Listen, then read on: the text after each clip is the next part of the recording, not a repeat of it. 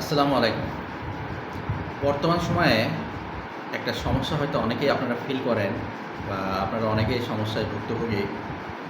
কিন্তু বলতে পারছেন না বা বলার সাহস পাচ্ছেন না বা বলার সুযোগ বা প্ল্যাটফর্ম পাচ্ছেন না। আজকে আমি এমন একটি বিষয় আপনাদের সামনে তুলে ধরার চেষ্টা করছি। সেটা হচ্ছে বর্তমান স্কুল, কলেজ বা শিক্ষা প্রতিষ্ঠানে টিচারদের বুলিং, অর্থাৎ শিক্ষকরা ছাত্রদের প্রতি এমন সব কথাবার্তা বা এমন সব শব্দ উচ্চারণ করে বকা দিচ্ছেন বা তাদেরকে জাজমেন্ট করছেন, যে শব্দের দ্বারা ওই বাচ্চা বা ওই স্টুডেন্ট নিরুৎসাহিত হচ্ছে। আমরা যখন ছাত্র ছিলাম তখন আমাদের সময় অধিকাংশ শিক্ষকরাই ভালো ছিলেন। তারা ছাত্রদেরকে বেশি ভালোবাসতেন এবং ছাত্রদেরকে নিজের সন্তানের মতো ভালোবাসতেন।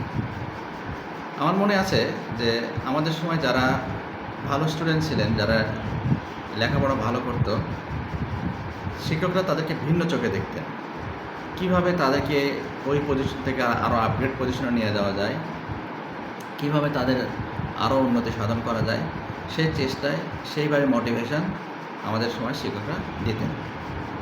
কিন্তু ইদানিংকালে শিক্ষক নামের কিছু লোকজন আছে কিছু কিছু শিক্ষা প্রতিষ্ঠানে, যারা নিজেদের হীন চরিতার্থ প্রকাশ করার জন্য কিছু কিছু স্টুডেন্টের প্রতি এমন সব শব্দ, এমন সব বাক্য ব্যবহার করে তাকে জাজমেন্ট করে, যেটা বুলিংয়ের পর্যায়ে পড়ে যায়।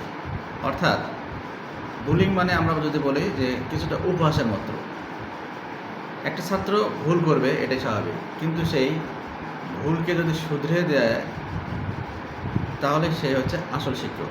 আর যে ভুলকে শুধরে দেওয়ার পরিবর্তে সেই ভুলের জন্য তাকে উপহাস করে, তাহলে সে শিক্ষক হওয়ার যোগ্যতা রাখে না। উদাহরণস্বরূপ আমি বলতে পারি যে